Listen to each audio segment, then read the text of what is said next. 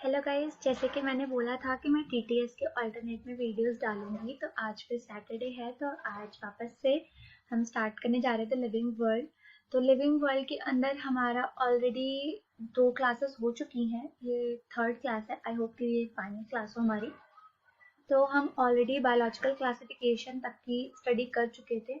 तो उसके अंदर सॉरी, क्लासिफिकेशन नहीं की थी हमने। हमने अभी सिर्फ और सिर्फ नॉमेनक्लेचर खत्म किया था। हमारा लास्ट क्लास जो था वो नॉमेनक्लेचर के ऊपर था, जिसके अंदर हमने फिर नॉमेनक्लेचर के टाइप भी स्टडी किए थे कि आइसोटाइप, नियोटाइप वगैरह। ओके, तो आगे चलते हैं आज। हाँ, ये वैसे स्टार्टिंग में बताना चाहिए था मुझे, लेकिन थोड़ा स्किप हो गया माइंड से। तो आज मैंने ये चीज़ लिखी है कि फादर ऑफ टेक्सोनॉमी। तो टेक्सोनॉमी हम ऑलरेडी स्टडी कर चुके हैं। टेक्सोनॉमी किसको बोलते हैं? क्लासिफिकेशन की जो स्टडी होती है पूरी की पूरी, तो उसको हम क्या बोलते हैं? टेक्सोनॉमी बोलते हैं। और फादर ऑफ टेक्सोनॉमी यानी इस फील्ड के अंदर सबसे ज्यादा काम किसने किया है हमारे पास? तो भाई थोड़ी इंपॉर्टेंस देनी बनती है। तो कार्लस लिनेनियस, जिनको हम कार्ल लिन भी लिख देते हैं बेसिकली, तो इनको हम फादर ऑफ टेक्सोनॉमी बोलते हैं। बहुत ईजी क्वेश्चन है, और अगर पूछना चाहे एंटी तो पूछ भी सकता है नीट के अंदर, नहीं तो फिर कोई बात ही नहीं है। बट हम बायो के स्टूडेंट्स हैं, तो हमें एटलीस्ट जो हम इतना पढ़ रहे हैं उसके बारे में कुछ तो पता होना चाहिए। तो फादर ऑफ टेक्सोनॉमी किनको बोलते हैं? कैलस लिनियस को बोलते हैं। फादर ऑफ बॉटनी किसको बोला जाता है? तो थियोफ्रेस्टस को बोला जाता है। And father of zoology and father of biology दोनों ही किनको बोलते हैं? हम एरिस्टोटल को बोलते हैं। क्लियर? एरिस्टोटल ने बहुत ज्यादा फील्ड में काम किया था। फिर एनिमल्स के आपस में रिलेशनशिप वगैरह बताना। तो मतलब इन्होंने बहुत ज्यादा स्टडी की, इन्होंने बहुत ज्यादा वर्क किया, इसलिए हम इनको फादर ऑफ जोलॉजी भी एंड फादर ऑफ बायोलॉजी भी बोलते हैं। क्लियर? हाँ, अब आगे चलते हैं। तो हमारी क्लास की आज की स्टार्टिंग जो है वो हमारी स्टार्टिंग हो रही है टेक्सोनॉमिक कैटेगरीज से। क्लियर? इतनी चीज हमने उस दिन पढ़ लिया था बेसिकली कि टेक्सोनॉमी जो है वो क्लासिफिकेशन की स्टडी है। फिर हमने बोला बेसिकली कि क्लासिफिकेशन जो है वो हम डायरेक्टली तो क्लासिफिकेशन पे नहीं आ रहे। सबसे पहले हम कैरेक्टराइजेशन करते हैं, फिर हमने आइडेंटिफिकेशन करी, फिर हमने नॉमेनक्लेचर करा, देन हम सॉरी पहले फिर हमने क्लासिफिकेशन की, फिर हम उसके नॉमेनक्लेचर पर आते हैं। तो नॉमेनक्लेचर किस तरह से करते हैं, क्या रूल है वगैरह, वो तो हमने कर लिया। अब हम थोड़ा पीछे आते हैं क्लासिफिकेशन के ऊपर कि क्लासिफिकेशन कैसे करनी है, किसके अकॉर्डिंग करनी है। तो क्लासिफिकेशन एक सिंगल स्टेप में खत्म नहीं होता। क्लासिफिकेशन के बारे में हमने स्टार्टिंग से पढ़ा हुआ बहुत कुछ। तो इसके अंदर हमारे पास आता है बेसिकली कि भाई बहुत सारे स्टेप्स के अंदर हम क्लासिफिकेशन करते हैं, जिसके अंदर उस दिन में मैंने बताया था कि जितने भी स्टेप्स होते हैं तो उनको हम क्या बोलते हैं? टेक्सोनॉमिक कैटेगरी बोलते हैं, क्योंकि हम टेक्सोनॉमी पढ़ रहे हैं। तो ये जो टेक्सोनॉमिक कैटेगरी है ये हमारे पास एक रैंक को रिप्रेजेंट करती है, और इस रैंक को हम टेक्सोनॉमी के अंदर क्या बोलते हैं? टेक्सॉन बोलते हैं। क्लियर? तो मैंने बोलता बेसिकली कि ये जो टेक्सॉन है वो किसी भी रैंक के कैटेगरी को रिप्रेजेंट करता है जितने भी हमारे पास टेक्सोनॉमी के अंदर आते हैं। और ये टेक्सॉन हमारे पास सिंगुलर वर्ड है, और इसका प्लूरल क्या है? टेक्सा। और मैंने ये भी बोलता कि ये हमारे पास नीट के अंदर आया हुआ क्वेश्चन है, मतलब बहुत इजी टॉपिक है। और उसके अंदर हमसे जनरली पूछा गया था सिर्फ और सिर्फ कि भाई टेक्सॉन जो है उसका प्लूरल बताओ। तो भाई उसका प्लूरल क्या है हमारे पास? Sorry, what is taxon? तो ये हमारे पास सिंगुलर है टेक्सा का, यानी इसका प्लूरल क्या है हमारे पास? टेक्सा होता है। और जनरली ये रिप्रेजेंट किसको करता है? ये किसी भी रैंक या फिर कैटेगरी को रिप्रेजेंट करता है जो हमारे पास टेक्सोनॉमी के अंदर यूज होती है। क्लियर इतनी चीज? हाँ जी। और वो पूरी की पूरी रैंक और कैटेगरी जब हम एक परफेक्ट अरेंजमेंट में लगाते हैं तो वो हमारे पास क्या बनाता है? टेक्सोनॉमिक हायरार्की बनाता है। क्लियर? अब टेक्सोनॉमिक हायरार्की पे नेक्स्ट चलते हैं। तो हमारे पास यहाँ पर टेक्सोनॉमिक हायरार्की सबसे नीचे से स्टार्टिंग हो रही है स्पीशीज, देन उसके ऊपर genus, then family, then order, then class, फिर फाइलम और डिवीजन। तो मैंने बताया डिवीजन कब यूज करते हैं? प्लांट्स के सेंस में। प्लांट्स में हम फाइलम नहीं बोलते, हम फाइलम एनिमल यानी प्लांट्स के अलावा बाकी जितने भी हमारे पास, चाहे एनिमल किंगडम ले लें, चाहे हम उसके अलावा फंजाई ले लें, इन सब के अंदर हम फाइलम वर्ड यूज करते हैं। प्लांट्स के लिए हम डिवीजन वर्ड यूज करते हैं। एंड सबसे ऊपर है हमारे पास किंगडम। तो यहाँ पर जनरली क्या होता है कि जैसे हम नीचे से ऊपर की तरफ जाते हैं तो उधर की तरफ जाने पर हमारे पास जो सिमिलैरिटीज हैं, यानी हम यूं बोल सकते हैं कि जितने भी कॉमन कैरेक्टर्स हैं वो धीरे धीरे क्या होने लग जाते हैं? डिक्रीज होने लग जाते हैं। और अगर हम जस्ट इसका ऊपर उल्टा करें यानी ऊपर से नीचे आए तो हमारे पास जो डिफरेंसेस हैं वो क्या होने लग जाएंगे? डिक्रीज होने लग जाएंगे। यानी नीचे आने पर सिमिलैरिटीज इंक्रीज हो रही हैं और ऊपर जाने पर सिमिलैरिटीज डिक्रीज हो रही है। क्लियर? इतने ये भी क्वेश्चन एक तरह से आ चुका है हमारे पास कि असेंडिंग ऑर्डर के अंदर जाने पर हमारे पास क्या होता है? सिमिलैरिटीज डिक्रीज होती है, इंक्रीज होती है। अब डिफाइन यानी कॉइन टर्म्स जो है उसके अंदर दो इंपॉर्टेंट है हमारे पास। ये जनरली पूछा गया क्वेश्चन, स्पीशीज वाला पक्का पक्का पूछा गया, सॉरी स्लाइड वो हो गई हमारी। हाँ जी, स्पीशीज वाला क्वेश्चन पक्का पूछा गया है, ये हमारे पास आप प्रीवियस सेट में देख सकते हो कि टर्म स्पीशीज किसने कॉइन की थी। तो टर्म स्पीशीज के कॉइन हमारे पास किया गया था, यानी टर्म दिया था हमारे पास जॉन रे ने। और मैंने आपको फर्स्ट क्लास के अंदर बोला था बेसिकली कि हम जो स्पीशीज के डेफिनेशन एक्सेप्ट करते हैं वो हम कौन से स्पीशीज के डेफिनेशन एक्सेप्ट करते हैं, बायोलॉजिकल स्पीशीज। क्लियर। अब बायोलॉजिकल स्पीशीज के डेफिनेशन हमारे पास किसने दी थी, तो बायोलॉजिकल स्पीशीज के डेफिनेशन हमसे दी गई थी अर्नस्ट मेयर ने। क्लियर, जिनको मैंने बोला था कि triple crown of biology award भी मिला हुआ है। तो ये हमारे पास अर्नस्ट मेयर जो नाम है ये भी बहुत इंपॉर्टेंट है, जॉन रे नेम भी बहुत इंपॉर्टेंट है, दोनों ही स्पीशीज का पॉइंट ऑफ व्यू से इंपॉर्टेंट है, तो दोनों में कंफ्यूज नहीं होना है। अर्नस्ट मेयर ने बायोलॉजिकल स्पीशीज की डेफिनेशन दी है और स्पीशीज वर्ड जो है उसको कॉइन किया है किसने, जॉन रे ने। क्लियर। उसी तरह से फाइलम वर्ड जो है हमारे पास, फाइलम वर्ड किसने दिया है हमारे पास, तो हेक्कल ने फाइलम वर्ड दिया हुआ है। कभी कभी हेक्कल की जगह पर ई हेक्कल वर्ड भी लिखा हुआ आ जाता है, सॉरी ई हेक्कल वर्ड भी लिखा हुआ आता है, तो उससे कंफ्यूज नहीं होंगे। हेक्कल बोले या फिर ई हेक्कल बोले, बात एक ही है हमारे पास। तो टर्म फाइलम ई हेक्कल ने दिया हमारे पास। हाँ जी, अब हमारे पास एक न्यू वो आती है हमारे पास बेसिकली टेक्सोनॉमिक कैटेगरीज। एक मैं इंपॉर्टेंट चीज यहाँ पे बता दूं बेसिकली कि जो हमारे पास पीछे वाली स्लाइड पर चलते हैं कि जो स्पीशीज है हमारे पास, ये स्पीशीज बहुत इंपॉर्टेंट है क्योंकि हमारे पास जितनी भी डेफिनेशंस होती हैं स्पीशीज की बात की, वे जीनस किसको बोलते हैं, ऑर्डर किसको बोलते हैं, फैमिली किसको बोलते हैं, फिर फाइलम किंगडम कुछ भी है, तो उनके अंदर हम एग्रीगेट वर्ड यूज करते हैं। क्लियर। लेकिन यानी रिलेटेड स्पीशीज के एग्रीगेट, रिलेटेड ऑर्डर के एग्रीगेट्स वगैरह। लेकिन स्पीशीज जो है इसकी डेफिनेशन देने का तरीका हमारे पास क्या होता है, वो ऑर्गेनिजम्स जो मॉर्फोलॉजिकली उतना मैटर भी नहीं करता बेसिकली, लेकिन मॉर्फोलॉजिकली अपने आप आ ही जाता है, मॉर्फोलॉजिकली प्लस रिप्रोडक्टिवली आपस के अंदर एक दूसरे से इंटरैक्ट हो जाता है। यानी हम ये बोल सकते हैं बेसिकली कि कोई भी दो ऑर्गेनिज्म सेम स्पीशीज से तब बिलोंग करेगा अगर वो दोनों ही ऑर्गेनिज्म जो है वो फ्रीली क्या कर सकते हो, रिप्रोड्यूस कर सकते हो। क्लियर। यानी अगर वो नेचुरल हैबिटेट के अंदर रिप्रोड्यूस कर सकते हो और फिर उनके बाद एक फर्टाइल प्रोजेनी प्रोड्यूस कर सके, तो उस टाइप के दोनों ही ऑर्गेनिज्म जो होंगे वो मेरे पास क्या हो जाएंगे, सेम स्पीशीज से बिलोंग करेंगे। क्लियर। तो हमारे पास सपोज करो कि मैंने दो ऑर्गेनिज्म का हाइब्रिडाइजेशन, जैसे हमारे पास सबसे कॉमन एग्जांपल है म्यूल का। म्यूल हमें पता है बेसिकली कि ये हॉर्स प्लस डोंकी, इन दोनों का हमारे पास प्रोजेनी होती है। तो वही हॉर्स और डोंकी दोनों सेम स्पीशीज से बिलोंग नहीं करते, तो इसलिए म्यूल जो है ये हमारे पास स्टेराइल रहता है, फर्टाइल नहीं होता। ये हमारे पास ये एक्सपेरिमेंट एक बहुत बेस्ट तरीके से डिफाइन करती है इस चीज को कि भाई सेम स्पीशीज से कोई भी दो ऑर्गेनिज्म सब तभी बिलोंग कर सकते हैं जब वो मॉर्फोलॉजिकली, रिप्रोडक्टिवली सब तरह से सिमिलर हो। और अगर मॉर्फोलॉजिकली ना भी ऐड करना चाहिए तो एक वर्ड के अंदर हमारे पास स्पीशीज की डेफिनेशन खत्म होती है कि भाई वो दो ऑर्गेनिज्म सेम स्पीशीज से बिलोंग करेंगे जो आपस में फ्रीली रिप्रोड्यूस करके फर्टाइल प्रोजेनी को रिप्रोड्यूस कर सके। क्लियर। हाँ जी, नेक्स्ट हम आते हैं टेक्सोनॉमिक कैटेगरीज के ऊपर। तो इनके अंदर से हमारे पास जनरली 1 मार्क के अंदर क्वेश्चन जो पूछा जाता है वो जनरली फैमिली से, ऑर्डर से, इन दोनों से हमारे पास बहुत बार क्वेश्चन पूछा जाता है बेसिकली। और उसके अंदर भी जो इम्पोर्टेंट है वो हमारे पास पहला हाउस फ्लाई का इम्पोर्टेंट है, इसके अलावा वीट का इम्पोर्टेंट है। मैंगो का उतना नहीं पूछ सकते कि मैंगो का हमारे पास मैंजीफेरा इंडिका हम सबको पता है। तो जनरली अगर हमारे पास नेम पता है किसी भी ऑर्गेनिज्म के तो हम उसका जीनस एंड स्पीशीज तो आराम से आइडेंटिफाई कर सकते हैं उसके नेम से। तो होमो सेपियंस यानी होमो हो गया जीनस एंड सेपियंस हो गई स्पीशीज हमारे पास। नेक्स्ट फैमिली क्या है ह्यूमन की, Hominidae, order Primata, class Mammalia and division Chordata. Similarly house fly जो है वो हमारे पास, इसका साइंटिफिक नेम क्या है, मुस्का डोमेस्टिका। तो हमारे पास स्पीशीज है मुस्का, सॉरी स्पीशीज है डोमेस्टिका एंड मुस्का हमारे पास क्या हो गया, जीनस हो गया।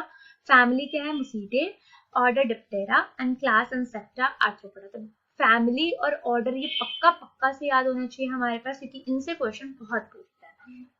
सिमिलरली मैंगो का मैंजीफेरा इंडिका, तो इंडिका स्पीशीज हो गई एंड मैंजीफेरा हमारे पास जीनस हो गया। एनाकार्डियेसी फैमिली है, सैपिनडेल्स ऑर्डर है एंड क्लास डाइकोटिलिडने।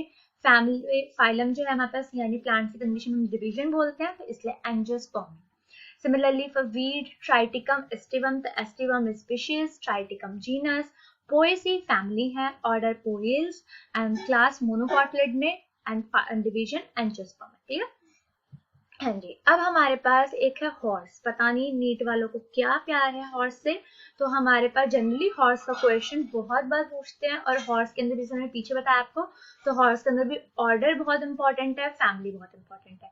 जीनस मोस्टली हमें याद रहता है, तो इसलिए जीनस वो उतना भी नहीं पूछते, बट ऑर्डर एंड फैमिली में हमेशा पूछते, तो इनमें कंफ्यूजन नहीं होनी चाहिए। ऑर्डर हमारे पास हॉर्स का क्या होता है, पेरिसोडक्टाइला, फैमिली इक्विडे, जीनस इक्कस एंड स्पीशीज कैबिलस।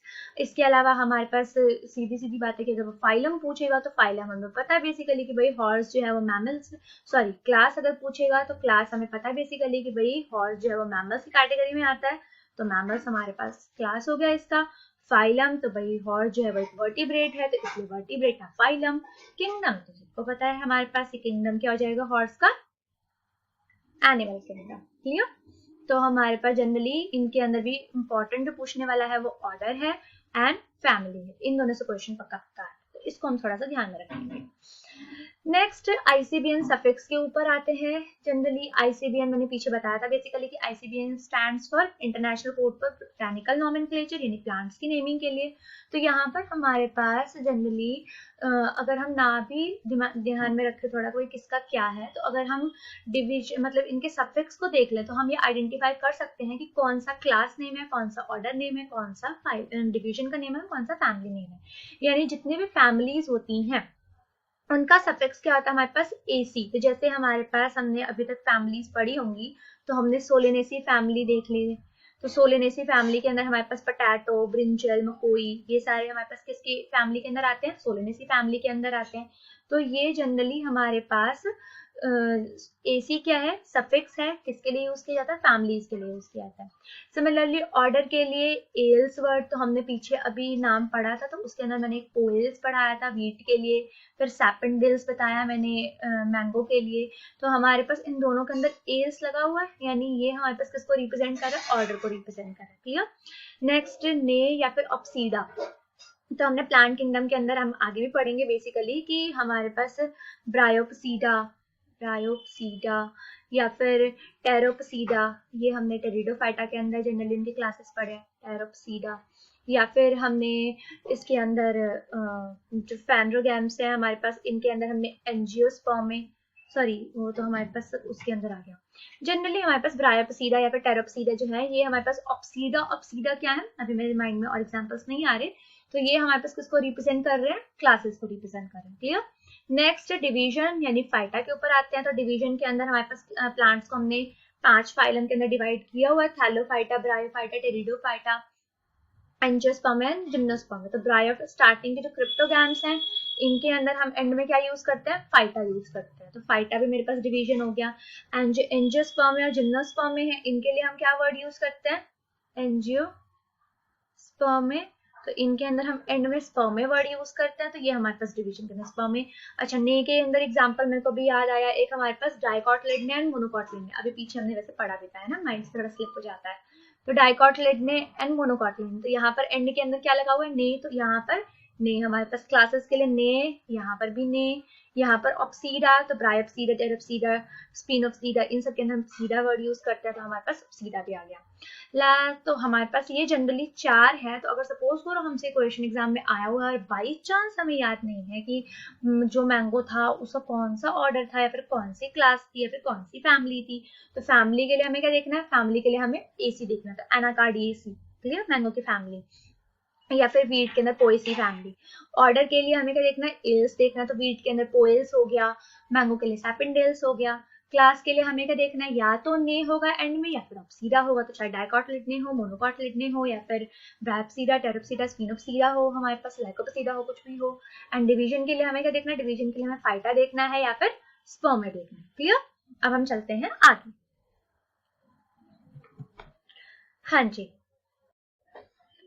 हाँ जी, तो हमारे पास नेक्स्ट है taxonomic taxonomical aids. Taxonomical aids के अंदर हमारे पास सबसे पहला जो आ रहा है वो है हमारे पास हर्बेरियम। क्लियर? हर्बेरियम हमारे पास क्या होता है, ये स्टोर हाउस है, हम सबको डेफिनेशंस पता है। स्टोर हाउस है किस चीज की, प्लांट्स की। प्लांट से कैसे स्पेसिमेंस होते हैं, बेसिकली प्लांट्स के यहाँ पर डेड स्पेसिमेंस होते हैं जिनको हम प्रिजर्व करके रखते हैं, जिनको पहले हम ड्राई करते हैं, फिर उनके बाद उसको हम प्रेसिंग करके फिर उसके बाद यहाँ पर प्रिजर्व करके रखा जाता है। क्लियर? तो हमारे पास जनरली क्या होती है, एक हर्बेरियम शीट होती है जिसके ऊपर हमने प्लांट का स्पेसिमेन जो कलेक्ट होता है, सपोज करो मेरे पास कोई लीफ है यहाँ पर या फिर कोई फ्लावर है मेरे पास यहाँ पर, तो वो जनरली हमारे पास उस हर्बेरियम शीट के ऊपर स्टिक करके प्रेस करके हमने लगाया होता है। एंड इस शीट के ऊपर कुछ डिस्क्रिप्शंस होती हैं हमारे पास जनरली, और उन डिस्क्रिप्शंस के अंदर क्या होता है बेसिकली कि हमने किस डेट के अंदर या फिर कहाँ पर हमने कलेक्ट किया है वो, यानी date and place of collection. इसके अलावा ये जो प्लांट था हमारे पास, इसका English name, local name and botanical name, तो English, local and botanical names. उसके बाद इसकी फैमिली नेम, हमारे पास नीचे फैमिली नेम भी आएगा। उसके बाद किसने कलेक्ट किया है तो उस कलेक्टर का नेम, थोड़ी सी इंपॉर्टेंस उसको भी मिलनी चाहिए। एंड उसके बाद इन तीनों ये सारी ही डिस्क्रिप्शंस इस हर्बेरियम शीट के ऊपर लिख के फिर हम इसको हर्बेरिया के अंदर रख देते हैं। क्लियर? तो हमारे पास एक बहुत ही क्विक रेफरल सिस्टम प्रोवाइड करता है ये टेक्सोनॉमिकल स्टडीज के अंदर, यानी अगर हमें किसी भी प्लांट के बारे में डिस्क्रिप्शन चाहिए तो हम हर्बेरियम में जाकर हर्बेरियम शीट से उसके डिस्क्रिप्शन को कलेक्ट कर सकते हैं। जो सबसे इंपॉर्टेंट चीज यहाँ पर हर्बेरियम के अंदर है वो दो चीजें हैं। सबसे पहला कि हर्बेरियम शीट के ऊपर क्या क्या डिस्क्रिप्शंस होती हैं, तो भाई date and place of collection होता है, English, local and botanical names होते हैं, फैमिली का नेम होता है, कलेक्टर का नेम होता है। क्लियर? इसके अलावा जो हमारे पास इंपॉर्टेंट चीज है वो है साइज, कि हर्बेरियम शीट जो होती है इनका स्टैंडर्ड साइज जो है वो कितना होता है। तो हर्बेरियम शीट का स्टैंडर्ड साइज अगर हम सेंटीमीटर में गिवन है तो 41/29 सेंटीमीटर, एंड अगर इंचेस में गिवन है तो 11.5/16.5 इंचेस। ये बहुत इंपॉर्टेंट क्वेश्चन है, इससे क्वेश्चन आया हुआ है हमारे पास। क्लियर? अब आगे चलते हैं। आगे हमारे पास है botanical gardens. Botanical gardens and zoological park, इनसे एक इम्पॉर्टेंट क्वेश्चन जो हमसे पूछा जा चुका है, जनरली हमारे पास शायद माइंड में आ सकता है कभी, अगर नहीं आया ये तो कोई बात ही नहीं है, कि भाई जू के अंदर जब हम जाते हैं तो हम देखते हैं कि भाई ऐसे ऐसे ऑर्गेनिज्म भी होते हैं जो हमारे पास नहीं अवेलेबल नहीं होते, मतलब हमारे एरिया में नहीं होते, हमारे स्टेट में नहीं होते, बट दूसरे स्टेट से हमने लेकर आ रखे होते हैं।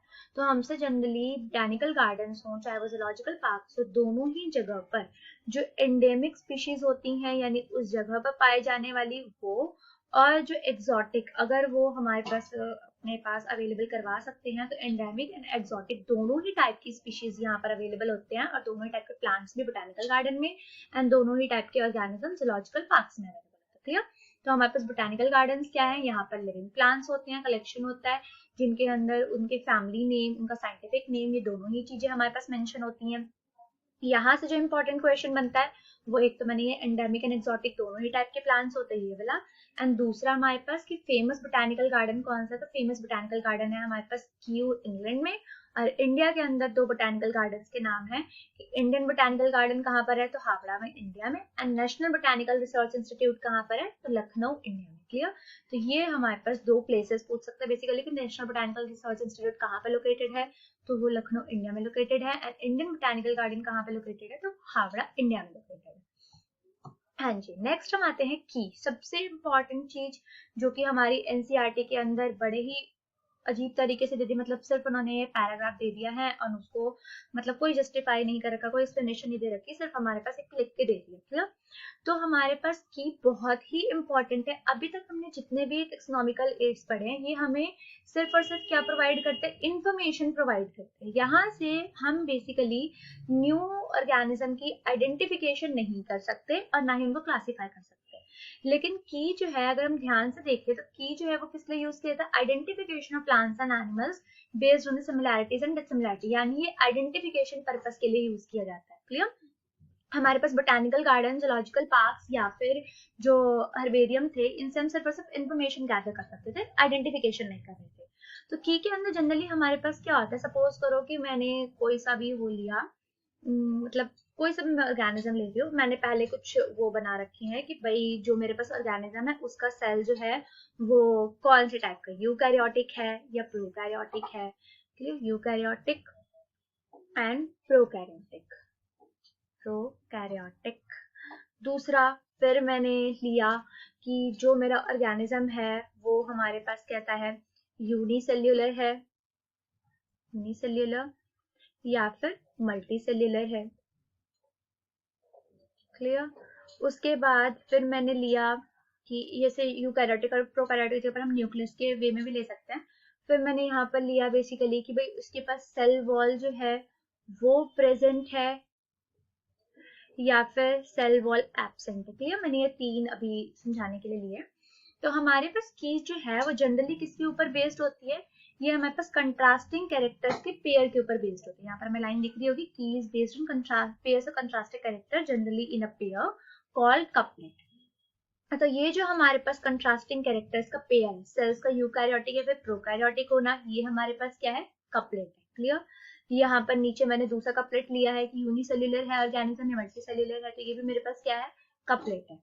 फिर ऐसे ही मेरे पास थर्ड मैंने लिया है कि सेल वॉल प्रेजेंट है या एब्सेंट है, तो ये भी मेरे पास क्या है, एक कपलेट है। क्लियर, तो यहाँ पर कीज के अंदर जनरली हम सीधी सीधी बात है, कोई भी ऑर्गेनिज्म जो होगा, अब हमारे पास बहुत सारे ऑर्गेनिज्म की हम ऑलरेडी स्टडी कर चुके हैं, तो हमारे पास बहुत सारे लिस्ट ऑफ कैरेक्टर्स अवेलेबल होते हैं। क्लियर, तो हमारे पास जो लिस्ट ऑफ कैरेक्टर्स अवेलेबल होते हैं, तो उनके अकॉर्डिंग हमारे पास इन कैरेक्टर्स की एक कंट्रास्टिंग पेयर्स की लिस्ट होती है। इन कंट्रास्टिंग पेयर्स को हम क्या बोलते हैं, कपलेट बोलते हैं। तो first couplet, second couplet, third couplet.